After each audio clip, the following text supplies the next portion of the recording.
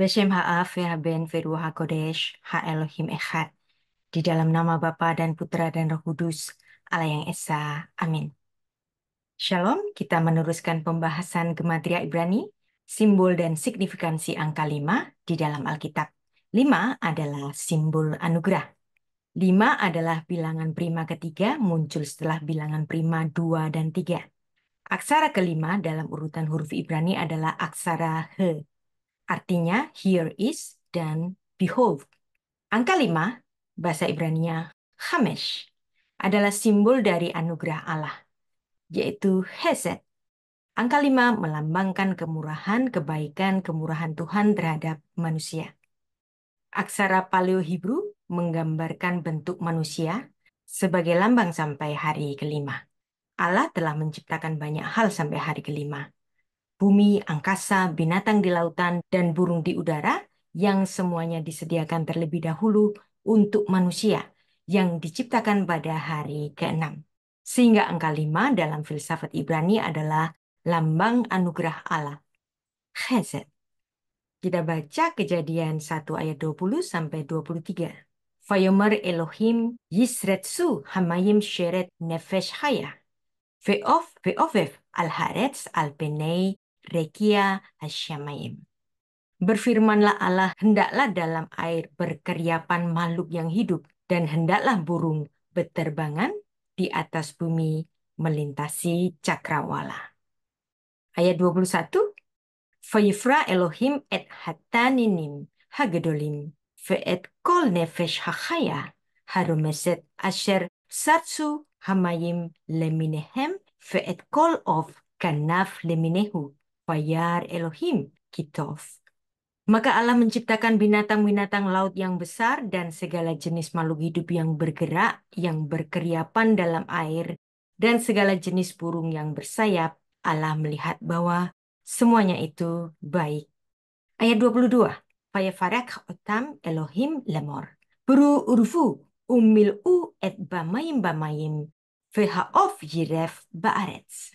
Lalu Allah memberkati semuanya itu, firman-Nya, berkembang biaklah dan bertambah banyaklah, serta penuhilah air dalam laut, dan hendaklah burung-burung di bumi bertambah banyak. Ayat 23, Vayehi eref vayehi voker yom chamishi. Jadilah petang dan jadilah pagi, itulah hari kelima. Maka angka 5 melambangkan kesempurnaan tatanan alam, yaitu angka 4, angka alam semesta, dengan tambahan 1, yaitu Allah sendiri, Hashem sendiri, sebagaimana ibu jari menghubungkan keempat jari lainnya. Demikian pula Hashem terhubung dengan keempat dunia ini untuk menyempurnakan tatanan alam. Angka 5 berhubungan erat dengan Torah, karena kita mempunyai 5 kitab yang pertama dan itu membentuk kitab Torah yang juga disebut dengan Chumas, artinya the five. Terdiri dari Genesis atau Bereshit yang artinya pada mulanya, kejadian. Yang kedua adalah Exodus, Shemot, artinya nama-nama, keluaran. Yang ketiga Leviticus, bahasa Ibrania Vayikra, artinya dan dia memanggil, yaitu kitab Imamat. Yang keempat, Numbers, bahasa Ibraninya Bamidbar, arti harfiahnya di padang gurun. LAI menerjemahkannya dengan kitab bilangan. Yang kelima, Deuteronomi, bahasa Ibraninya Devarim, arti harfiahnya perkataan-perkataan. Alkitab bahasa Indonesia menamakannya dengan ulangan. 10 firman Allah, Asyeret Hadevarim, terdiri dari 2 set 5 perintah. 5 perintah pertama berkaitan dengan perlakuan dan hubungan manusia dengan Tuhan. Sedangkan 5 perintah lainnya berkaitan dengan hubungan manusia dengan manusia yang lain. Torah memerintahkan ada 5 jenis persembahan yang utama yang Tuhan perintahkan kepada Israel untuk dibawakan kepadanya, yaitu yang pertama, korban bakaran. Imamat pasal 1, Imamat pasal 8 ayat 18-21. Yang kedua adalah korban penghapusan dosa, Imamat pasal 4. Yang ketiga, korban pelanggaran, Imamat pasal 5. Yang keempat, korban biji-bijian, Imamat pasal 2. Yang kelima, korban persembahan pendamaian. Imamat pasal 3. Torah adalah kitab suci utama orang-orang Yahudi di samping kumpulan kitab Nevi'im, yaitu kitab para nabi, dan juga Ketuvim, yaitu tulisan-tulisan kudus. Torah bukan sekedar buku iman, tapi sekaligus buku filsafat dan kitab yang menulis genealogi apapun yang ada di alam semesta ini. Torah adalah kitab hukum yang memberi dasar dan inspirasi bagi semua hukum-hukum yang berlaku di bumi. Dan Torah itu bagi orang-orang Yahudi dianggap sebagai the portable homeland of the Jew. Sehingga berkelananya kitab Torah ke seluruh penjuru dunia, orang-orang Yahudi setiap kali mengeluarkan Torah dari tempatnya, yaitu dari tabut kudus atau Aron Kodesh, mereka menyuarakan Yesaya 2 ayat 3. Ki mitsion tetse Torah udefar Adonai Mirushalayim. Sebab hukum Taurat keluar dari Sion dan firman Tuhan dari Yerusalem. Ayat ini diucapkan di setiap sinagoga atau Beit Knesset di seluruh dunia pada saat mereka membacakan kitab Torah. Torah memang telah keluar dari Sion dan melakukan perjalanan ke seluruh penjuru dunia, bergerak terus hingga kini. Termasuk kita hari ini yang ada di Indonesia ataupun di belahan bumi manapun, kita sedang mempelajari Torah. Kemah suci di padang gurun sangat mencerminkan kasih karunia Allah dalam penggunaan angka 5 ini. Kemah ini yang desainnya diberikan langsung oleh Allah berisi 5 tirai, 5 palang, tiang, dan alas. Ditulis dalam Keluaran 26 ayat 3 sampai 37. Dan mezbah yang terbuat dari kayu, panjangnya 5 hasta dan lebarnya 5 hasta, ditulis dalam Keluaran 27 ayat 1. Tinggi pelataran di dalam kemah suci adalah 5 hasta juga. Keluaran 27 ayat 18. Kita baca ayatnya. Keluaran 26 ayat 37. Ve'asita lamashak hamsyah amudei shitim veshipita otam. Zahaf vafehem zahaf veyasakta lahem hamisyah adne nehoshet. Haruslah kau buat 5 tiang dari kayu penaga untuk tirai itu dan kau salutkan itu dengan emas. Dengan ada kaitannya dari emas. Dan untuk itu haruslah kau tuang 5 alas dari tembaga. Angka 5 dan 10 serta perkaliannya sering muncul karena sistem desimal dipakai di bagian tanah suci di Israel. Dalam perjanjian lama, 10 bapak leluhur disebut sebelum bencana air bah. Mereka adalah Adam, Set, Enosh, Kenan, Mahalaleel, Yared, Henokh, Metushalah, Lamek, dan Nuh. Angka kelipatan 5, yaitu 10, menjadi tulah bagi Mesir untuk memberikan peringatan kepada kekerasan hati Fir'aun. Pecahan 1/10 merupakan sedekah. Kejadian 14 ayat 20. Juga dalam Imamat pasal 27 ayat 30. Perumpamaan yang ditulis dalam Lukas 15 ayat 8 menyebut seorang wanita memiliki 10 dirham kelipatan angka 5. Dalam perumpamaan mengenai mina disebut juga 10 mina, 10 hamba dan 10 kota. Lukas 19 ayat 11 sampai 21. Dan Tuhan Yesus juga memberikan perumpamaan 10 gadis. 5 gadis bijaksana dan 5 gadis bodoh. Dalam Matius 25 ayat 2. Dan ini merupakan perlambangan bagi hamba-hamba Tuhan yang bijaksana dan hamba-hamba Tuhan yang bodoh. Ada 5 ekor burung pipit dijual 2 duit. Lukas 12 ayat 6. Dalam cerita Lazarus dan orang kaya, si orang kaya itu memiliki 5 saudara. Lukas 16 ayat 28. Dan perempuan Samaria di pinggir sumur yang ditemui oleh Tuhan Yesus, dia memiliki 5 suami. Yohanes 4 ayat 18. Dan juga jangan lupa ada angka 5 dalam pemberian makan 5.000 orang. Sang anak itu memiliki 5 roti jelai yang kemudian dimultiplikasi oleh Tuhan Yesus untuk memberikan makanan bagi 5.000 orang laki-laki, tidak termasuk perempuan dan anak-anak. Dalam bagian Ketuvim, yaitu pada bagian kitab Mazmur, dibagi menjadi 5 bagian besar.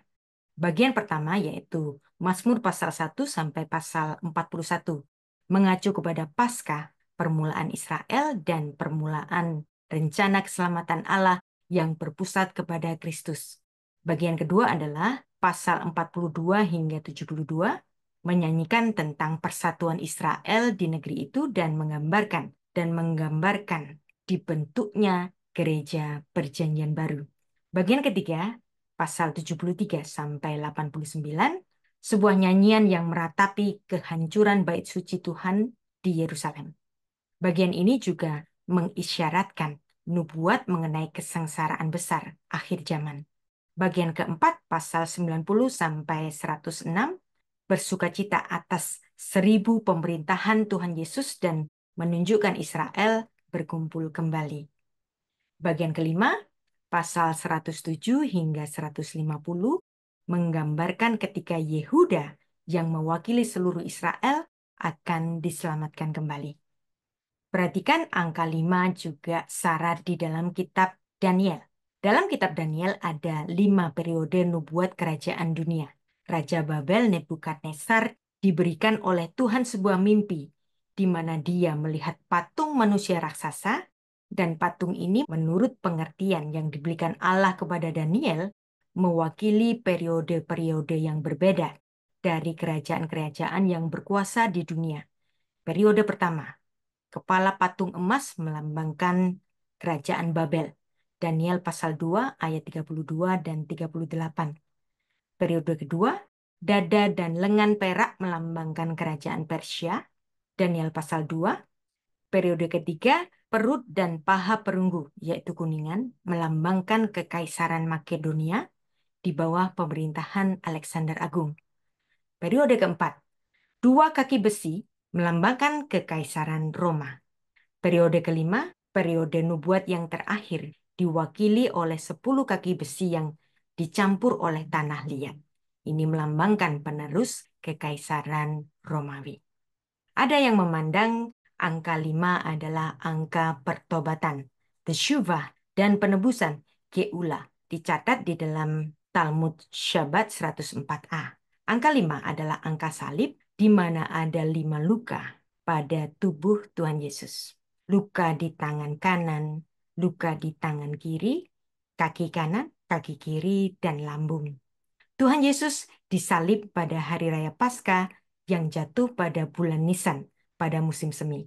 Musim semi dalam bahasa Ibrani adalah Aviv. Soresnya Aleph Bet Bet. Nilai gematriannya adalah 5. Bulan pertama tahun Ibrani disebut bulan Aviv di dalam Torah. Bulan itu juga disebut Nisan di dalam kitab Ester. Dan dalam sejarah Israel pasca pembuangan di Babel dan berikutnya hingga saat ini. Nama Aviv dan Nisan ini kadang digunakan secara bergantian. Meskipun Aviv menuju kepada musim 3 bulan yang dimulai pada musim semi, dan Nisan disebut sebagai bulan pertama Aviv yang menandai musim semi, juga menjadi nama kota di Israel yaitu Tel Aviv. Atau lengkapnya Tel Aviv Yavo, artinya bukit musim semi yang indah. Keempat Injil ditambah kitab para rasul sama dengan 5 kitab. Jika digabungkan dapat disebut sebagai Torah Perjanjian Baru atau Pentateuch Perjanjian Baru. 5 kitab-kitab pertama di dalam Perjanjian Baru mengungkapkan ajaran Tuhan Yesus dan mengungkapkan ajaran Tuhan Yesus tentang hukum dan para nabi. Rasul Yohanes menulis 5 buku yang berpusat pada kasih karunia Allah dan kehidupan kekal, yaitu Injil Yohanes, surat 1 Yohanes, surat 2 Yohanes, surat 3 Yohanes, dan kitab Wahyu. Angka 5 sebagai anugerah Allah, Chesed, digambarkan di dalam Injil Yohanes sebagai karunia yang berlimpah-limpah, atau harfiahnya karunia atas karunia, atau digambarkan dalam simbol 5 kali 5 atau 5 kuadrat yang nilainya adalah 25. Sehingga angka 25 merupakan representasi dari isi ayat Yohanes 1 ayat 16. Kita baca. Karena kepenuhannya kita semua menerima kasih karunia demi kasih karunia. Naskah Ibraninya umum lo'o lahaknu kulanu hezet al hezet. Hezet al hezet ini adalah karunia di atas karunia. Karunia yang kita dapatkan dengan kemurahan hati Allah yang mengirimkan anaknya yang tunggal, sehingga bagi kita yang percaya kepadanya beroleh hidup yang kekal.